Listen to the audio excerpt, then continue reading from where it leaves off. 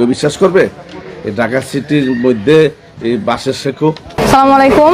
আমরা এখন 75 নম্বর ওয়ার্ডে আছি, কাইতপাড়া বাজারে।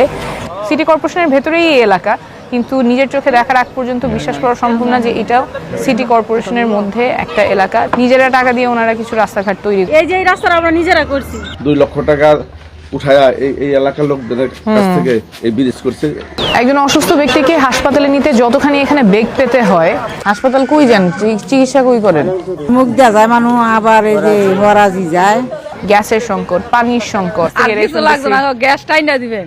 রাস্তাঘাটের সমস্যা কিন্তু আসলে শুধু রাস্তাঘাটের সমস্যা না, যাতায়াত, কর্মসংস্থান, জীবিকা, শিক্ষা, স্বাস্থ্য সব কিছুতেই এটা প্রভাব ফেলে। কিন্তু বছরের পর বছর এই জায়গায় অবহেলা এবং বঞ্চনাই রয়ে গেছে। ট্যাক্সের পয়সা নেওয়ার সময় কিন্তু 1 পয়সা এখানে কম দেওয়ার সুযোগ নাই, কিন্তু সেবাগুলোর ক্ষেত্রে শুধু অবহেলা।